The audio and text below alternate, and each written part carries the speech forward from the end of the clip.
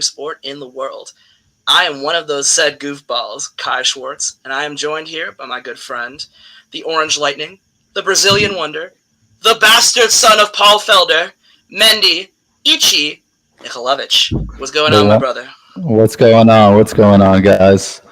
Thanks for everyone for tuning in. Let's get this started here.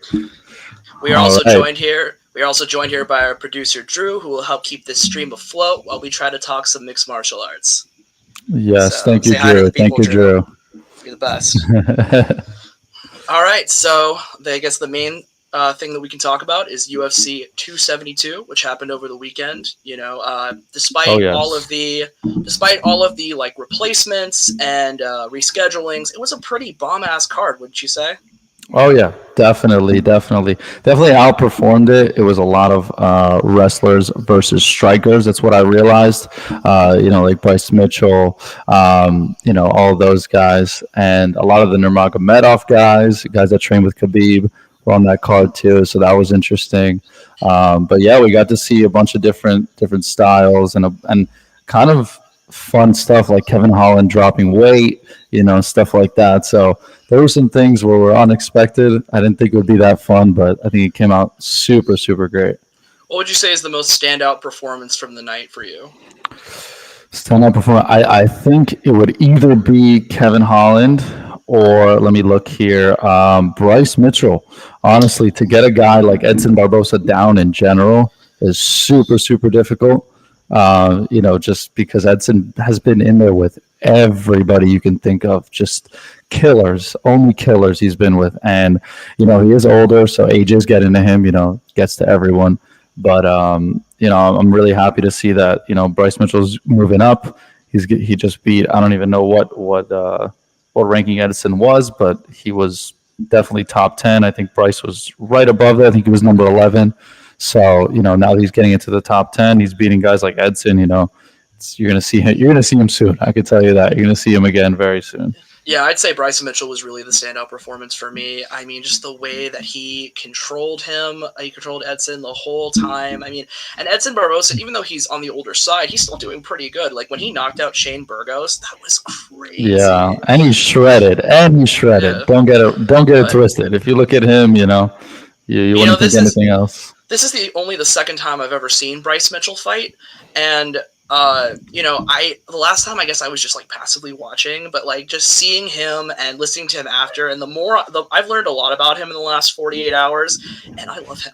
Like he's gonna become one of my favorite fighters as for sure. As things go on. And he's the only fighter ever that's not a champion to get custom shorts. Yeah.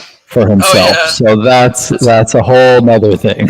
That shows how much he's getting far in the UFC. If they give him that stuff, they don't give that to anyone. So speaking of Bryce Mitchell, I'd actually like to share a clip that just a section from his fight with Edson Barbosa that I think was just really impressive to me. Mm-hmm. So I mean, right here, it's in the third round. You have Edson on the ground. Can you see it? Yeah, we can see it. Make it full screen though. Yeah, so you have Edson on the ground. And Bryce is like sort of, he's trying to hold him. I think he's just doing like ground and pound. Mm-hmm. And you see him lifting Edson up. And Edson really, he tries to go kind of like for an arm bar if you see him move. But Bryce, but Bryce just keeps it super calm, and he just slowly moves him back down and then just drops him and gets right back on. And this was the whole fight. This was, it's just astounding to watch a veteran like Edson Barbosa just get ragdolled like this. I mean, this Bryce Mitchell is definitely a force to be reckoned with in the featherweight division. 100%. Yeah, he's coming after that belt, that's for sure. And the guy on the top of that division, he's also like, nobody thinks of him as that, Alex Volkonovsky, but he can wrestle. He can wrestle. Scarily, he can wrestle. You know what I mean? That's a great thing. It's like, the question, this has been one of the biggest questions in MMA. How do you deal with Alexander Volkonovsky? Because he can't be knocked out. He can't. We saw with Brian Ortega. He can't even be submitted in the choked out. traditional He can't be way. choked out, yeah. I mean, you know, Brian Ortega is a black belt in jiu-jitsu, trained by a Gracie, and his coach was even like, when he got him in that guillotine in the third round, and we all thought it was over, but Volk didn't tap and he got out of it. I mean, even Gracie was like, I have no idea how he got out of that. But Ortega executed this perfectly. It's almost unheard of. Yeah, unheard of. But I think Bryce Mitchell maybe might have the tools to take on Alexander Volkonovsky if he can do what he did to Barbosa. I mean, just handle him on the ground. You know, obviously you have to get his endurance up, be ready for a 5-round fight. But, you know, if he could do that to Volk for 5 rounds, I mean, Volk is definitely, I'd say, has better wrestling. Harder to take down. Yeah, better wrestling, better wrestling skills and takedown defense than Edson. You know, he's just shorter, stockier. But I think that Bryce Mitchell might be one of the few people that has the tools to dethrone the champ, because everyone has tried and everyone's coming up short. Mm-hmm. He's a natural grappler. It's what he does. It's what he's been doing for years. It's in his blood. It's just, you know, it's what he knows. So somebody like that could definitely put up a threat for Alex. Now, I do want to talk about one guy who lost on the card, who's been losing, and I don't know where they're going to put him now. Talking about Greg Hardy. This guy, okay. They're gonna put Greg Hardy on the fucking street. That's where they're putting Greg Hardy. I don't know where Greg Hardy's going. Comes in as an NFL athlete, tries to make it through, wins a couple crazy fights, but then is on a losing streak. I think this is his 3rd loss in a row. I don't know where they're going to put him. I think they give him one more shot against not a top 10 guy. He's going to be on. I don't even know if he's ranked anymore, because I don't even know. But he seems like he's on a decline. And we might not see a lot of him. That's what I'm realizing. I think he's going to be cut. I mean, he's very unpopular with the fans. Everyone was just happy to see him get knocked out. He's just He's just true. He had a pop when he got knocked. He's not extremely skillful. He's just big, and that's just helped him. He's just an athlete. Yeah. You have a walking weight of 290. Like, you're gonna knock out some motherfuckers. Yeah, and he is athletic, but I mean he's severely disliked by the fans. He's on a 3-fight losing streak. Apparently, according to the other commentators, his contract is up. Dana was sort of like not wanting to talk about it. I think Greg Hardy is done. No one really like. The only reason I would want to see him again is to see his ass get beat again, like he beats his girlfriend's ass.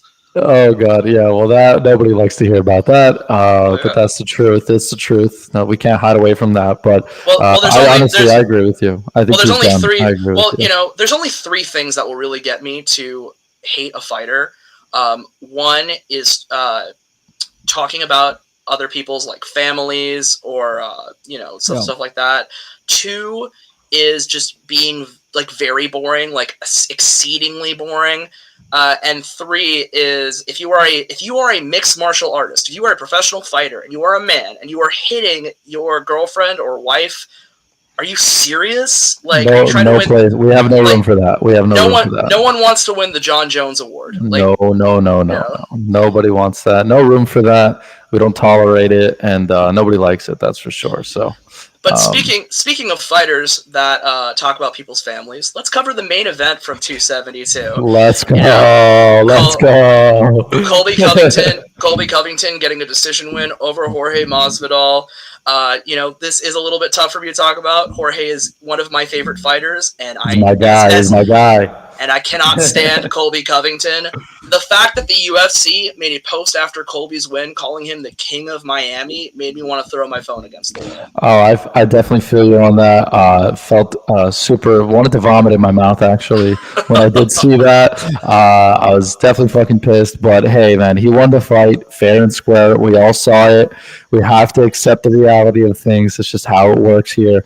But, props to him. He had a game plan, executed it perfectly, got dropped. Now, I do have one thing. When he got dropped, and I was screaming on the top of my lungs at the bar that I was at watching it, I did not understand why he didn't just rush at him, just rush and pound right when he fell on that knee. But I don't know, man. I can't really tell you what was going through Jorge's mind. I do think he was gassed starting the second, third round. I think that's what happened. When he did see him drop, he was just happy in general to see that, and he was just like, whatever, I'm going to get him back up. Also, might have been thinking, if I do go back on the ground with him, we'll just end up with him on top, which is what was happening the whole fight. I don't know what was going through his mind. That's what I'm thinking. So I do know what was going through Jorge's mind, because I saw him in one of the post-fight interviews, and he was asked about that moment. He said that the reason why he didn't go in to follow up was because he thought Colby was going to shoot again, and he just, and he wanted to wait for him to get back up. But he should have gone. That was like a Nate Diaz versus Leon Edwards moment. He just points at him. He just points at him. You know what I mean? Like, that's what it felt like. Yeah, exactly. And I was screaming at my TV, like, oh my God. Go in. I was like, come on. Colby, unfortunately, like you said, Colby had a game plan and Colby executed it.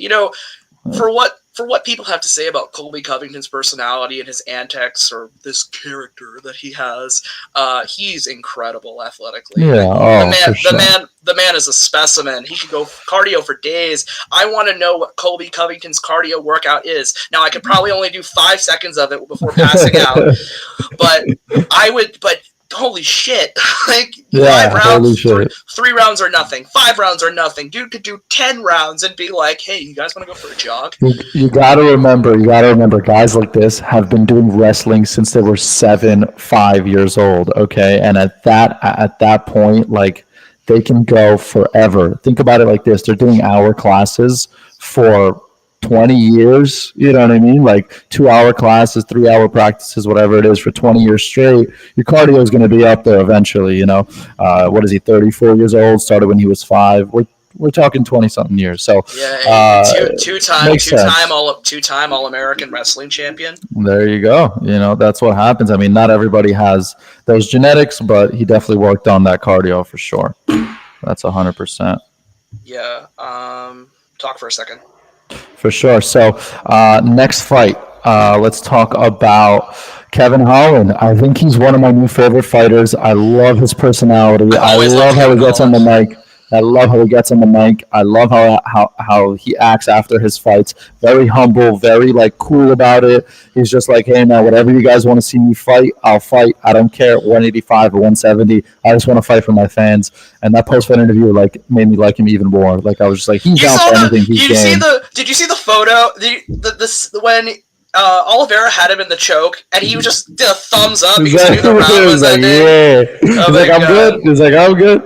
That's all that DC wrestling right there. Take that to AKA. I'm gonna find this photo right now, because everyone needs to see this if they haven't seen it yet. It was the best photo, and that's the DC wrestling right there. That's AKA. I think I'll give all that credit to AKA, all that credit to DC. He had almost no confidence in his wrestling before that. Now that he went to AKA, now that he learned a little bit, now he can, you know what I mean? Now he can just smile at the camera.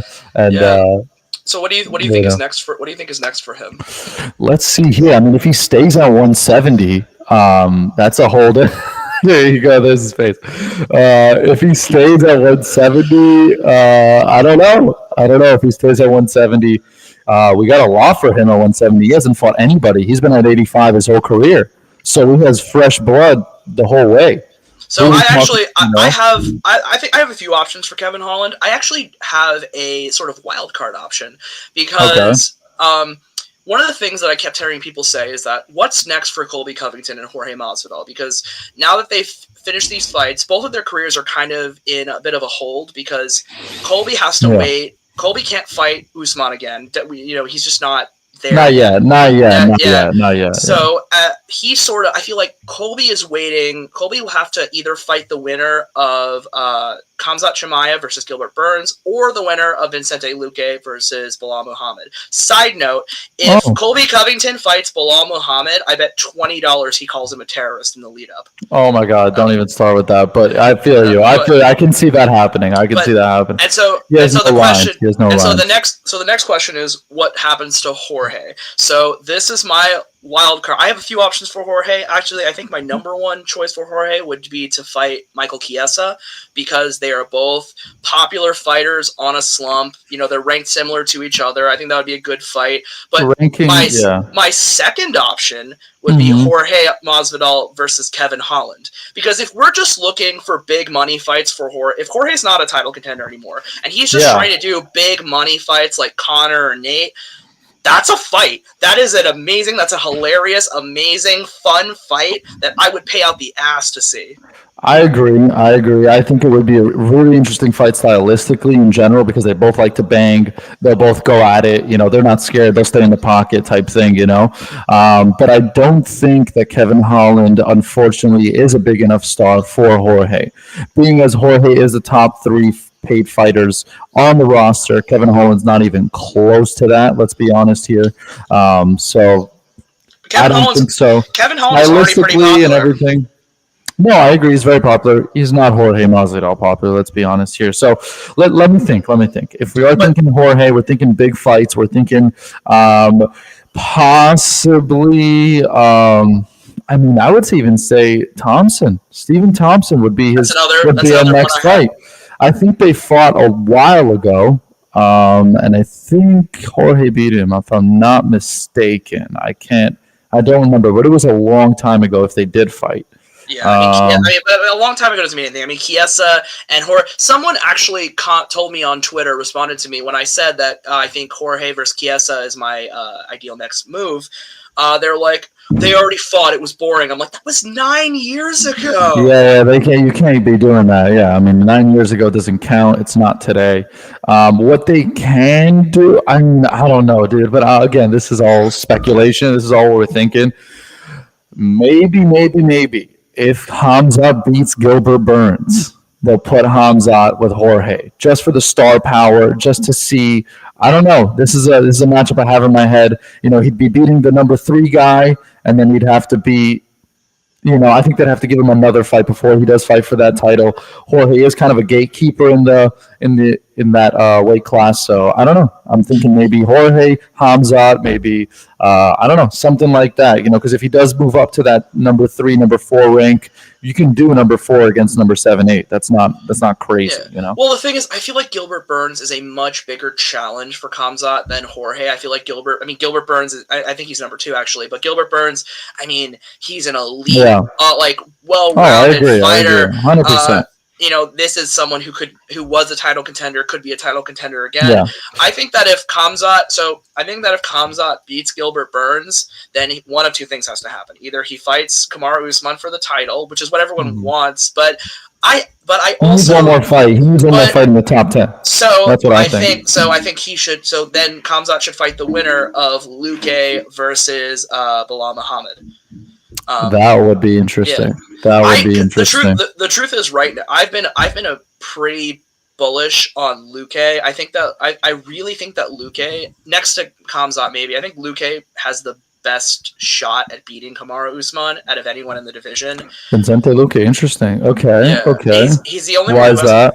He's one of the few in the top rankings who hasn't fought him yet, and he showed his fights have been amazing lately. His finish over Michael Chiesa was beautiful. Yeah, he caught him in that, what was that, triangle armbar? What was it? Something like that. Yeah, it was on the ground. Yeah. I remember that submission, crazy submission. And I think his ground game is better than Usman's. I think it's better. I think Luque. Oh yeah, his jiu-jitsu for sure. Yeah. I actually think, people can make fun of me. I think Luque has the best ground game in the division. Mm-hmm. I think that it's just something that that's under the radar because he's, he hasn't had a lot of big fights yet, and he's not really a fan favorite, and people just don't keep their eyes on him. But I've been watching Luque very closely, and he's dark horse in the division for sure. I think that out of anyone who could beat Kamaru Usman, I think there's only 2 people in the division that can beat Usman, and that's Hamzat and Luque. For sure.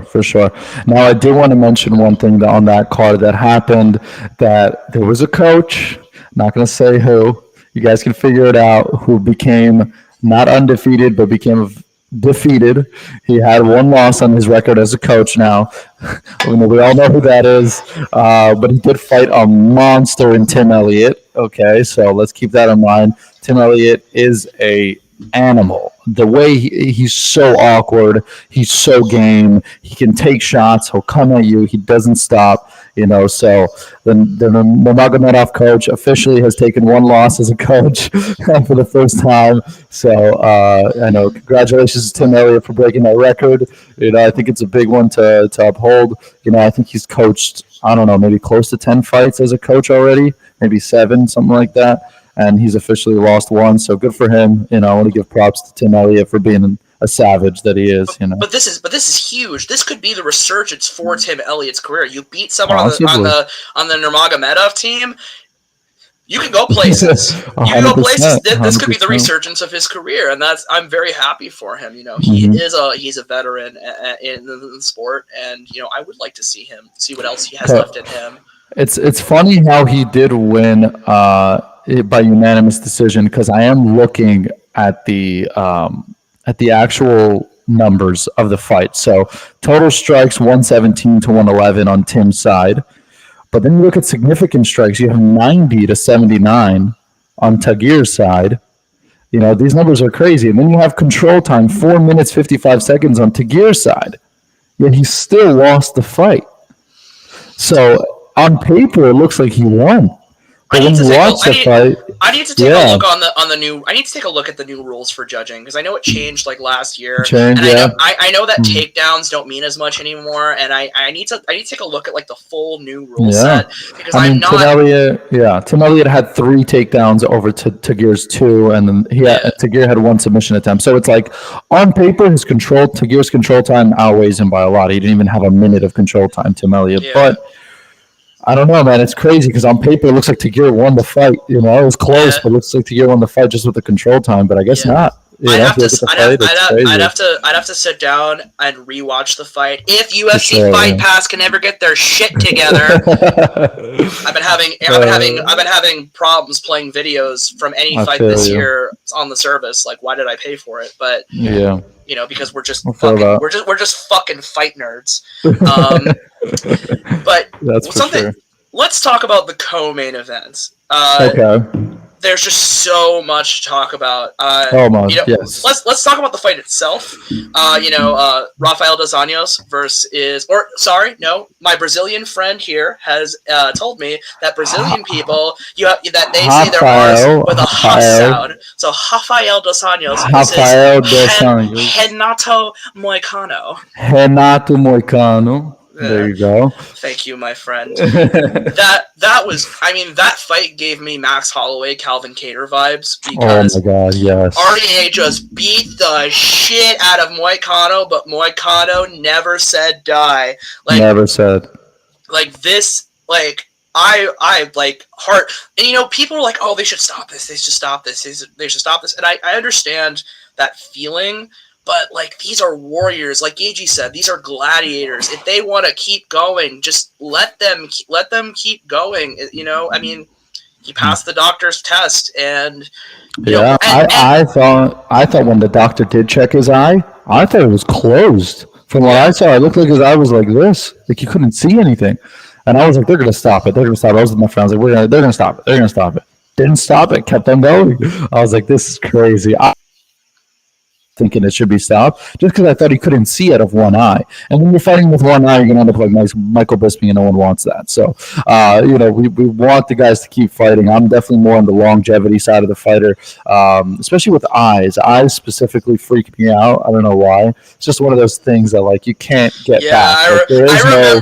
I remember when we watched together, it was DC versus Stipe 3. You were freaking out about his eye. You're like, he's gonna go blind. He's never gonna see again. 2 days later, DC posts a photo. He's completely fine. He's just completely fine. But you never know. Let's be honest. That's out of the ordinary. Usually, when someone gets something in their eye, or their eye that's permanent damage, and most of the time. He got lucky with that. Can we just call it being bispinged? Can we just call it being bispinged? That's it. That's what it is now. That's what it is now. That's what I'm going to call it. And I actually watched Bisping's podcast with Rogan this week that came out. Same. And he pulled the fake prosthetic eye, I guess what you would call. I don't know what he called it. I've seen it like 5 times, and it's still disgusting. And I'm like, oh god damn it! You look at his eye, and it's gone, man. There's nothing there. I don't know what to look at. He's blind in that. He's blind in that eye. And he almost lost vision in the other eye. He said on the podcast, in a later fight, he almost lost the other eye too. That's when he was like, after the Gastelum fight, he was like, all right, I'm done. He said I started crying when I thought I might go blind. Like, nah, I'm done. Man, yeah, it's too much, man. I mean, it's not worth it. No matter how much you love the fight game, it's not worth it. But they didn't stop the fight, and Moicano in the 5th round. I think he won the 5th round. Moicano in the 5th round. Oh my god, what a warrior! What a savage! Comes back to a guy like Rafael dos Anjos, who was just pouring it on him the whole fight. Okay, so I was looking at the numbers here. Control time by Rafael dos Anjos, 13 minutes and 22 seconds in a 5-round fight. That's insane. Yeah. That's crazy pace. That's crazy just takedowns and everything. Like 5 takedowns in total, 179 total strikes, 149 significant strikes, just pounded him throughout the fight. Somehow Renato, with the heart of gold that he has, the heart of a warrior, comes in last round and just pours it on and gets some nice shots. And I would say he won that 5th round, which is crazy, but I definitely think he won that 5th round for sure. So even though Moicano lost this fight, I think his next fight should still be against a top 15 guy. He came in on 4 days' notice, and he lasted 5 rounds with one of the most decorated mixed martial artists of all time, and he was strong in the 5th round, like competitive at the end, like 100%. Do you know what he did in order to get back? Because he left the U.S.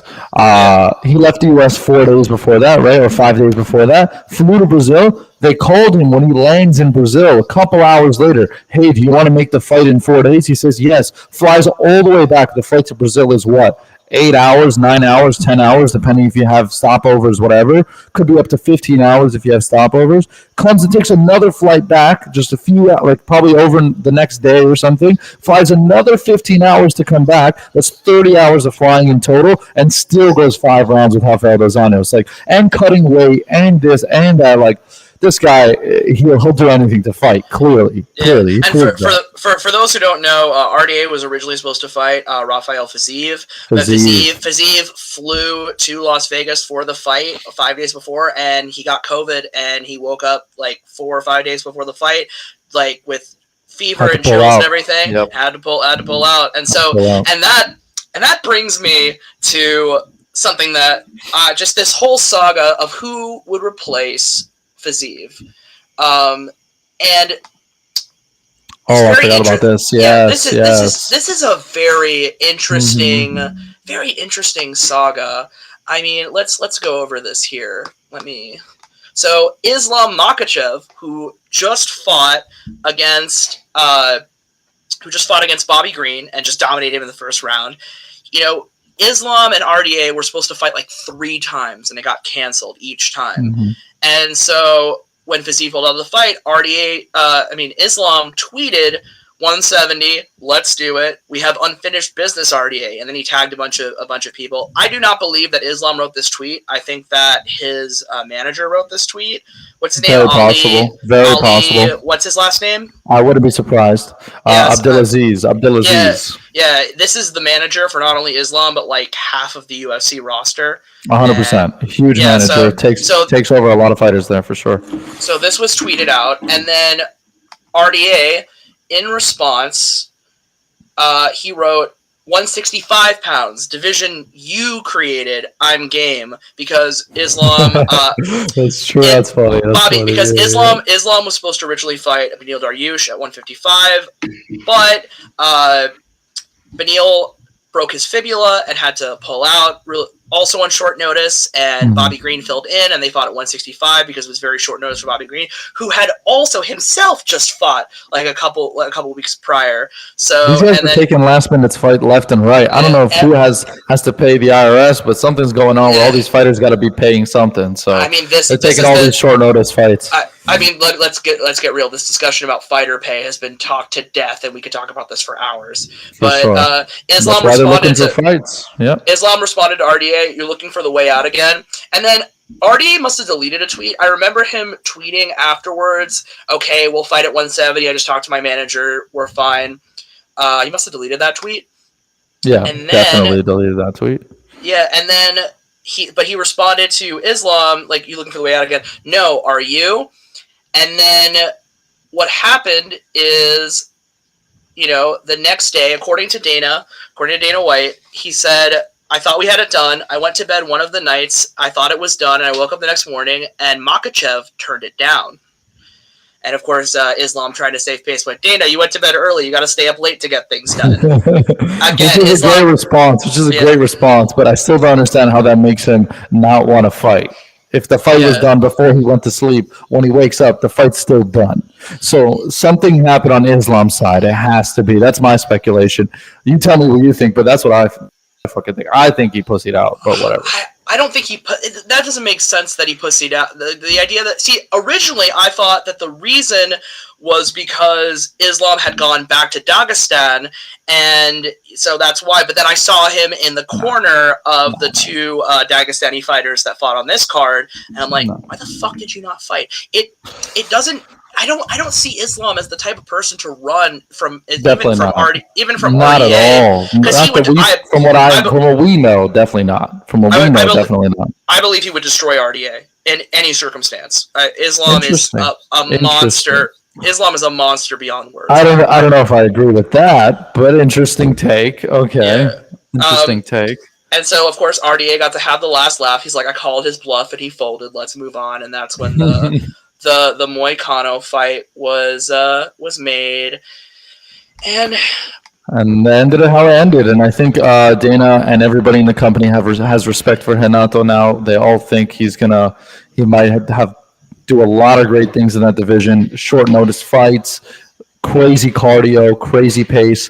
I do want to give a shout out to Diego, who's his strength and conditioning coach, who was my strength and conditioning coach back in the day before he went back to Coconut Creek. So he is working with Renato. So shout out to Diego. He's a beast. Yeah. I'll tell you that. See, we're not just a bunch of fucking nerds. We also try to get in shape by going to MMA gyms. You at American Top Team, and me at Jungle MMA and Fitness.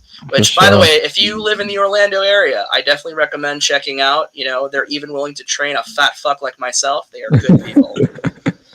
But for the next fight for Moicano, I still think he should get a top 15 guy. I think it should. So, he will. Dana gave him a lot of respect. I think he even got the bonus. Did he get a bonus? I think he got a bonus. I'm not sure exactly. He didn't get a bonus. He should have gotten a bonus. Dana gave fight of the night to Jorge Colby, which is ridiculous. No. He should. I agree with that. But fight of the night was Jorge Colby? Yeah, it was the most exciting one, I think so. Because at any second, Jorge could have popped him, and that was the whole thing we were waiting for. That was the anticipation, and I guess would be the fight of the night. The most exciting, more exciting fights for sure. The two most exciting fights were Kevin Holland versus Cowboy and RDA versus Moicano. Those were the two. One of those two fights should have gotten fight of the night. But and another fight that I think was really excited and undervalued was one of the prelim fights: Marina Rodriguez versus Jon Jones. Oh yeah, I forgot about that one. That fight should not have been on the preliminaries. That was a number one contender fight for the most competitive division for the women. I agree. That fight should have been under RDA and Moicano. That should have been the third to last fight. The fact that it was put in the prelims, I think, is just incredibly disrespectful to. I think the UFC just doesn't give enough respect to their female athletes, and that's not me virtue signaling. Like, that's me being dead ass. Yeah, especially if you're doing a number one contender fight for that division, which is probably the most stacked division. I would definitely assume that they would be at least higher up on the card. You could even put it opening for the main card. That's fine. I'd be cool with that. But what MMA fan out here thinks? What MMA fan out here thinks Hardy Spivak deserved to be in the main card over Marina and Jan? No, I don't agree with that. I think they should have switched spots. That's what I think should have happened. No, because I think it should have been at least right. I think a number one contender fight. I don't care what division you're in. A number one contender fight should be pretty high, especially 100%. If you are in really the only competitive women's division. Because, well, I can't say that anymore. Now the bantamweight division is competitive. Like Juliana Pena shocked the world. I still can't believe that happens. We're all in shock, brother. We're all in shock. But I think that fight was amazing between Marina and Jon. It was very close. A lot of people disagree with the split decision. They think that Jon should have gotten it. I, of course, like Marina Rodriguez, so I am going to take that win and be happy. Although I don't think she did enough to earn herself a title shot yet because of how close it was. I think she should have to fight the winner. They're talking... So today is the 2-year anniversary of one of the craziest fights in MMA.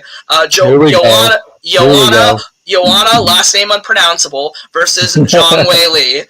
One of the craziest fights. One of the craziest fights. And I'm just, for those who haven't seen this, this was a crazy close fight that Zhang Weili ended up winning by decision. I'm going to put up here a photo of a photo of Joanna. The alien head Joanna. Alien head Joanna is what they call it. Alien head Joanna.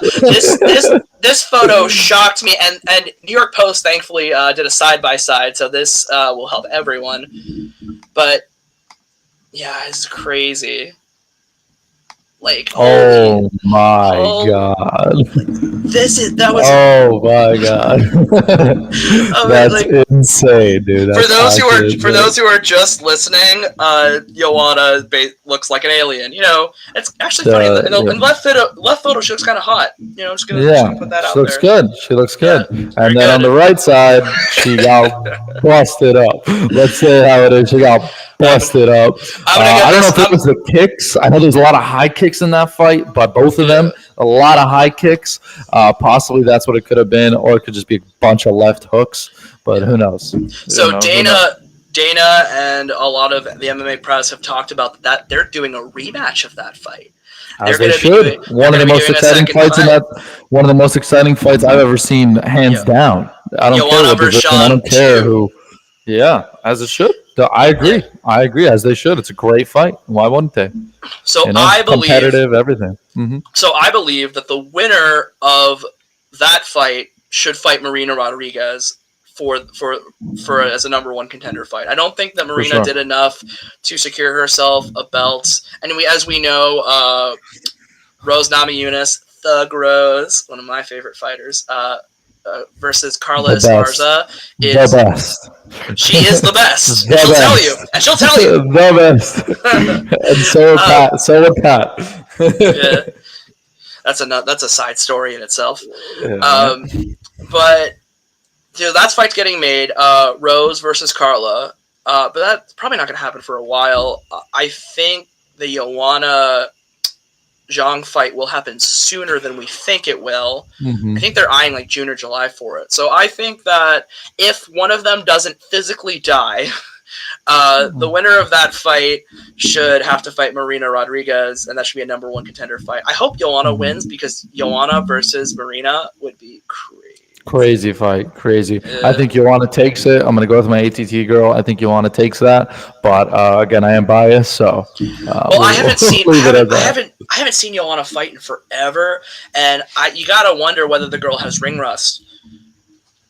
Okay, so I'm gonna argue that I don't think ring rust is a thing. Okay, I'm going to go off that right off the top.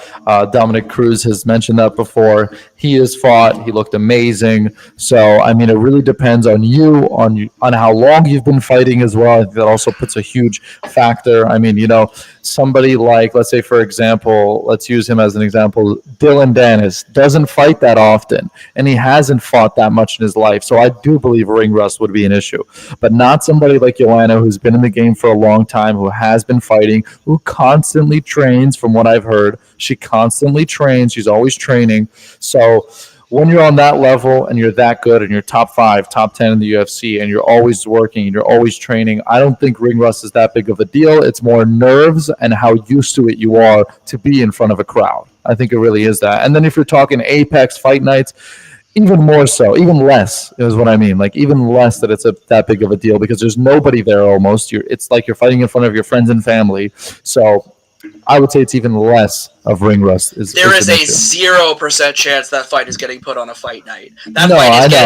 I'm just saying in general. That fight will probably, honestly, if I was the UFC, I'd book it as fast as possible and make it the co-main on UFC 274 in May because that card's looking like dog shit. To be perfectly honest, like I haven't even looked at it honestly.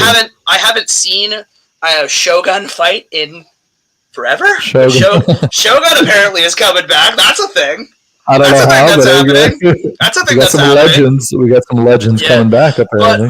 But besides for the main event, which is Charles Oliveira versus Justin Gaethje, there's just not that much on that card. You guys can check UFC 274. I'm too lazy to pull it up for you guys right now. You can look it up yourselves. Mm-hmm.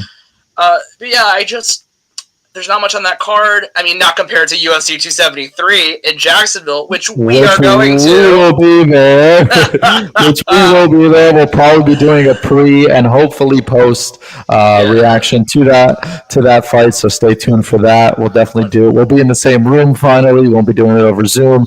We'll have a lot more, a lot better, I'll tell you that. Hopefully we won't beat the shit out of each other. Yeah, hopefully we won't start our own UFC 273. Our own main event in the hotel room. No. So there you go. So that's that. Now I do want to talk about something that's a little sad, but I think we should get into it. We'll go with the greatest fighter of all time, Jon Jones. A video of him coming out, what was it, last week, 2 weeks ago, not exactly sure when, cop video footage of what happened to him when he got arrested that night, when he got inducted to the Hall of Fame, rolling down Las Vegas, drinking probably too much for his own good. Jon Jones versus the cop car is one of the best fights I've ever seen. There you go. So he goes, I don't want to pull up the footage. It's not. No, I don't think it's nice to do that. But let's just say he had a fight. It's also not nice to beat your fiance. That too. But anyways, he was saying how he hates the cops. How he'll take on 5 cops at once. None of those guys want to do that for themselves, or let's just say they all have tasers and guns on them, so that's never going to happen. So clearly he was drunk, and I don't know. I just want to say that I wish that he didn't have those demons in him, and I hope he could get over those demons because we would love to see him fight again. Now I don't know if he deserves to fight again. On my moral side, I don't think he deserves to fight again. I don't think the UFC even wants to put him under a contract again. I don't think they want to see him on a UFC logo ever again just because of it's gotten. I think he's reached rock bottom, but you never know. When you reach rock bottom, you always realize you can go lower. So just want to say, sucks that it has to happen to the greatest fighter of all time. But I just had to put that out there. And I mean, I also agree that Jon Jones is the greatest fighter of all time, but I disagree in the fact that the UFC wouldn't put him on a card again. Now, I don't think Jon Jones will ever fight professionally again because of his demons. I don't think he'll ever be able to overcome them, just from what I've seen. I don't see it, even though he is training with Cejudo, which I would like to physically see. Please, God, give me a fucking video of 5'3" Henry Cejudo training. I saw a 3-second clip. I haven't seen like Jon Jones. Yeah, they're just moving, a little bit of movement, but that's about it. Yeah, but I don't believe that I think the UFC would let him fight again if he was able to. The UFC clearly, I mean, you look at Colby Covington, Chael Sonnen, Greg Hardy. The UFC does not have a floor for behavior. I mean, Conor. Look at Conor. Conor threw a stool through a bus, and didn't he injure Michael Chiesa or someone? Seriously? Chiesa and I think Rose is on there too, if I'm not mistaken. Yeah, the fact that Conor is not in prison right now, after that, shocks me. It's just money. It's really just money that keeps that man out of prison. Yeah, bail. He bailed himself out. What was it? Whatever, how much the bail was, he can pay for it. It's not an issue. So. By the way, side note, I want to bring something up because we were talking about behavior and Colby Covington. There you go. Something that's really annoyed me this week from fight fans is them saying that the beef between Jorge and Colby is fake. Y'all have been watching too much pro wrestling. You need to stop it. First of all, First of all, it's soap operas for trailer trash, so just stop watching that. And second of all,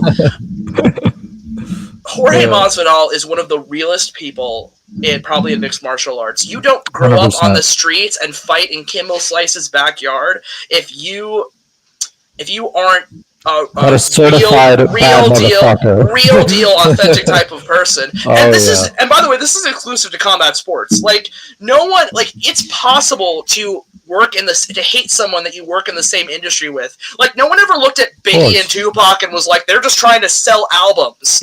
Like, no, not that point. No, not at that point. The hatred between Colby and Jorge is real. If you don't think it's real, you are clinically just like, you need some help. You need reality check for you. That's not a thing. I mean, you can even see it at the end of the fight. He was ready to keep on going. Jorge gets up and he's like, "You motherfucker, you bitch," whatever he was saying to him. Like, he was still going at him at the end of the day. Like, he didn't give a fuck. Like, he was like, "I'll fight you right now. I don't care if it's over." Like, it has nothing to do with that. Jorge in the post-fight press conference is hilarious. He's like, he's a bitch, but he's a bitch that can wrestle. He's a bitch that can wrestle. He's still a bitch. Like, what do you guys think about you losing? He's like, well, he's still a bitch. So, I like that. I like that about him. He stayed true to what he said, and he's honest. That's what I like about him. He's honest. He says he can wrestle. He knows he was going to beat him in the wrestling exchanges. He did give one reason why he was off. He said he was very flat. His wrestling was off. I don't know what that means. You're a professional fighter. There are no excuses, but it could be a reason. I don't know. I don't know. It's hard for me to really say. Jorge may be a person that like is always like upfront about what he thinks, but he's hard to read like emotionally as a person. Like, he's very he keeps his cards close to his chest in that way. It's very hard to read him, especially in a fight. But that's what impossible. So something that I did realize about Jorge is that he needs, in order to win a fight, he needs to get in a rhythm. And if you break that rhythm, if you don't let him get into his rhythm, if you don't give him, if you stop his timing, so to say, where he his bop, his movement, he will never win a fight because he needs that timing to explode. And that's where he knocks guys out like Darren Till, Ben Askren, so on and so forth. He has to find that rhythm. Right, and if he finds the rhythm, that's when he knocks people out, like Cowboy and so on. So, it sucks to see it. It sucks to see it, but I think everyone's realized that already, and therefore he's been losing all of his fights. And it's unfortunate, but it's true. When you find the guy's weakness, you go after it. So, it's just the truth, and I hope he can find a way to fight without finding his rhythm, and he can get there quick. But yeah, that's what I think about Jorge. I think he needs a guy where it's going to let him use his rhythm. Stephen Thompson, I think, is a great fight for him. I definitely can see that happening for sure. Stephen Thompson should be his next fight. That's what I believe. But, yeah. I prefer Michael Chiesa, but both fights are great. I'd be supportive to see each one. I think Jorge, just from seeing him fight, listening to him speak, I think he's self-conscious about his takedown defense. Not that it's not good. I mean, it's pretty solid. He stuffed 8 of 12 takedowns that Colby made on him. Wow. But that's impressive. I think he's self-conscious about his takedowns because you remember in the second fight with Kamaru Usman, when he got knocked out, he's like, I was afraid that he was going to shoot. I wasn't paying attention to his 100%. I think it was right hand. I was afraid he was going to shoot. I think Jorge is self-conscious about his takedown defense and it not being where he wants it to be. And I think that makes him a liability. It isn't where it's at. It isn't where it has to be in order to beat the top guys in the world. No, but it's not just the ability. I think it's a mental thing. I think that it's something that he should obviously improve on if that's what he wants. But I think that he needs to be more. It's weird to say about Jorge Masvidal, who feels like one of the most confident people in the world. But I think he needs to be more confident about his takedown defense. Be like, yeah, I can stuff this takedown and I can keep going and I'll keep it no matter what happens. I'm going to win this fight. It just seems it seems like when he fights wrestlers, he's afraid of getting taken down. Well, you have to remember this. He's a very understanding guy of the game. He knows the game so well. So when he sees guys like Kamaru Usman, Colby Covington, who have been wrestling again since they were 5 years old, 7 years old, they've been wrestling since they could even say the word wrestling. You know what I mean? So when you deal with guys like that on that level, D1 wrestling, D2 wrestling champions, All American champions, you're dealing with guys that have seen it all. So any type of takedown defense that you try on them, you can try one time to stuff the takedown, but the second he comes back at you, he's going to try a different angle. He's going to try a different setup. He's going to try, So they have that experience that he doesn't. Let's just say he started wrestling 10 years ago, for example, but he's been boxing for 20. So it's so different. You know what I mean? I know he's been an MMA fighter for officially 20 years and like a month or two, but he's never been a wrestler. So for him to deal with the wrestling, it's just not in his nature. His nature is boxing and kicking. Let's be honest. Okay, so we got a question from our good friend Dan Carsnetti. There we go. He's asking, and it's very clear he's watching us because he's our friend and not because of a love of MMA. Because he's asking, when is Israel fighting Islam? They are in different divisions, my friend. Yeah, unfortunately. But he might. I mean, listen, I might not be Islam, but it could be Hamzat. That's what I was going to say, because he can fight both weight classes. So imagine Izzy Hamzat. Look at that fight, bro. Look at that fight. That's an insane stylistic fight, because you're looking at a guy who can do everything, and then you're looking at a guy who can't really do too much on the ground from what we've seen. I think Hamzat wins that fight. Bold statement, my friend. Bold statement. Because most people are afraid to close the distance with Izzy, but as we saw from Jan Blachowicz, if you do it, you're golden. And Hamzat fears nothing. I smash everyone. I kill everyone. He fears nothing, and I guarantee I'm not saying he's scared of Israel. I'm not saying that at all. But I think that people are nervous of closing the distance with Izzy because of how well he strikes. Hamzat is not one of those people, and he doesn't. And he will charge into Izzy and get that takedown. I think that. I don't think that's a fight that will ever happen, really. I mean, Hamzat would have to take the welterweight belts and defend it a bunch of times, and it's a whole. He can fight 185, brother. And let's say, let's say, in a crazy world, okay, let's put a hypothetical out there. He beats Gilbert Burns, then he beats, let's say, the next guy probably would be Colby. Let's be honest here, probably would be Colby.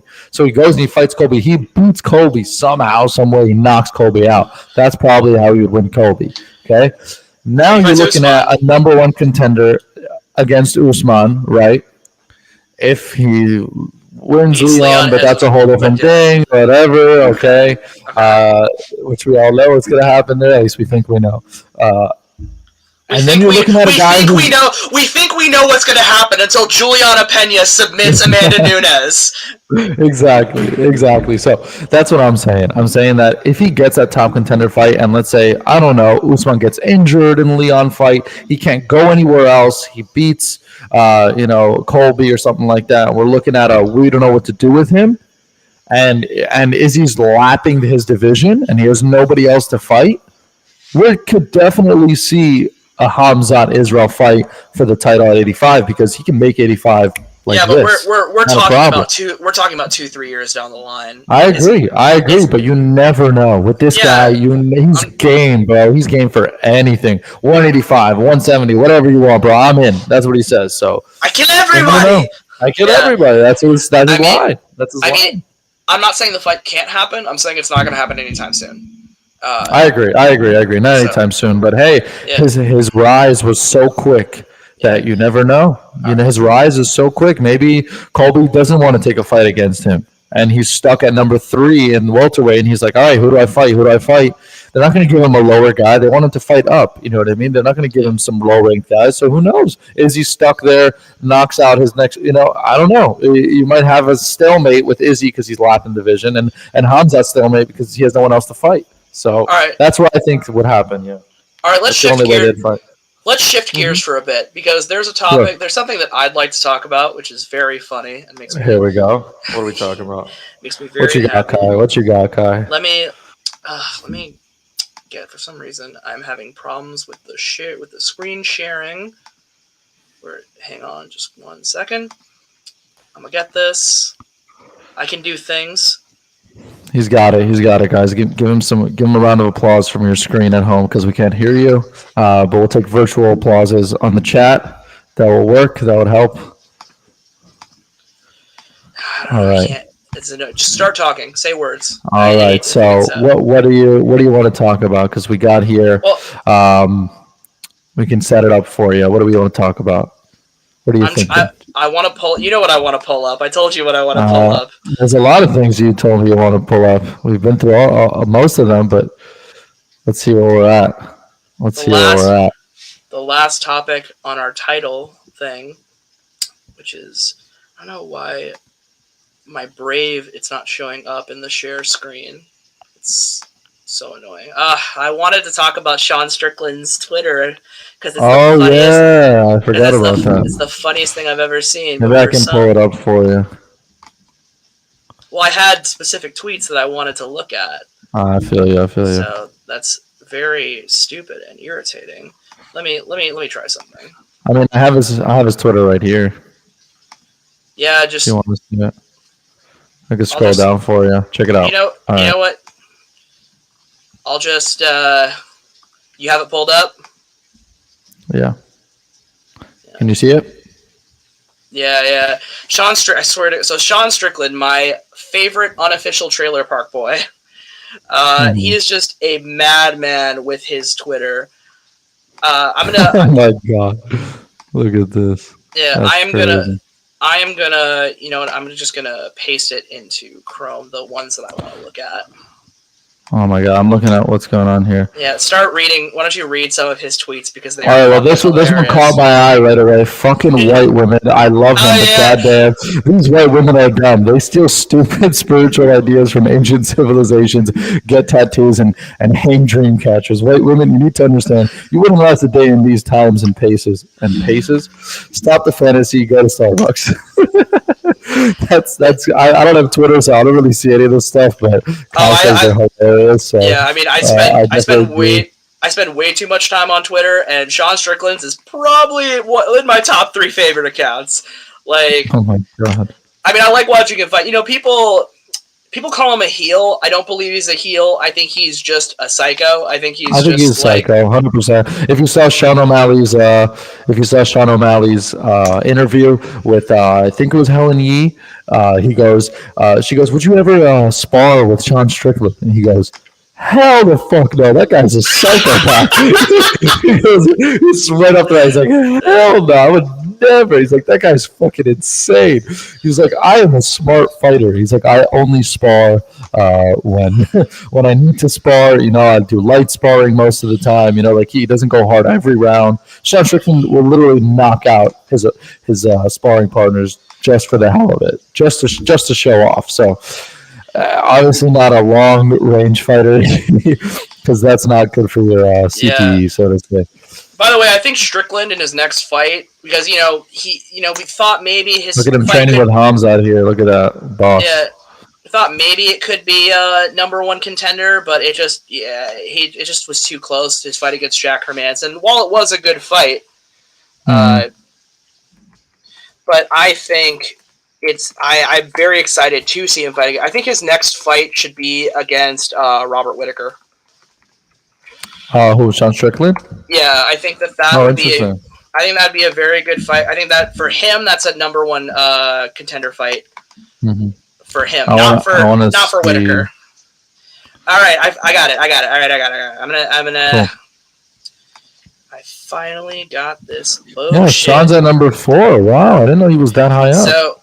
So there's an account called PC Strickland where someone takes Sean Strickland's tweets and makes them like more palatable.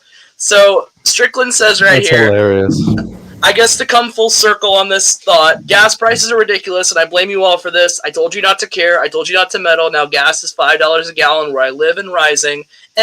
Now I'm going to have to buy a gay AEV car. This is your fault. And this account that has a picture of Sean Strickland with like the intersectionality, pride, progress flag, whatever the fuck you want to call it.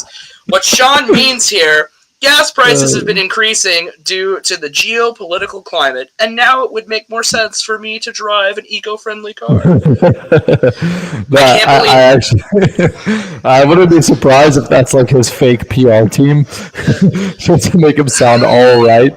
You know what I mean? Like the shit he says, bro. The shit he says. I bet it's his PR team, but no one told him about it. No one told. Like he doesn't know. I mean. He doesn't know that this is them. It's like I didn't ever hire a PR team. They're like, don't worry, it's on us. Don't worry. So let me show. I'd like to show you my favorite Sean Strickland tweet, though. This is my favorite. So for those who don't know, the Bellator middleweight championship happened a couple weeks ago, and Austin Vanderford lost to what's his name, Greg Mousasi. How do I say his name? Musasi. Yeah. So for those who don't know, Austin Vanderford. So Austin Vanderford is married to another fighter named Paige Van Zandt, who used to fight in the UFC. Now she does bare knuckle boxing, but she's known more for her just being hot than being a fighter. So after Austin lost to Mousasi, Sean Strickland posted this. Oh no! I don't even want. Oh no! Paige Van Zandt paying the bills after Mousasi napped her wife. LMAO. I love this shit. A strong woman becoming the head of the household. I need me one of these. LOL. Do I cut my balls off now or later? This guy, bro. This guy doesn't give a fuck. He couldn't give a fuck. This guy, he has no filter. Absolutely no filter. Sean Strickland is my spirit animal. But yeah, he's officially insane. But he might actually get that strong woman because someone who's been thirsting after that quote unquote strong woman, who's been thirsting after him is porn star Karma RX. And she is basically obsessed with him. So if you see this meme, so she must be a psychopath as well. Yeah, she has to be a psycho too. So she cannot like a guy like that if you're not psycho. Yeah, I mean, you see this. I'm sorry, listen, everyone. I know that Sean Strickland rejected me publicly on live TV and since has ignored all my tweets and advances, but I'm convinced he is in fact the actual love of my life, and I just can't seem to get past that. I mean, they seem to be friends, actually, in real life, because they do go back and forth, like, funny. But Sean has said that he won't date her until she stops doing porn because he doesn't want to, share like that. Which I don't blame him. I don't blame him, but it is what it is. But you gotta see what it is. You gotta see this. Someone asked him about Karma at the press conference after he fought. Really, I've never Jack seen Hermanson. this. Let me know if you can hear the sound. No, we can't hear the sound. Can't hear it? No, I don't hear anything. Oh, that sucks.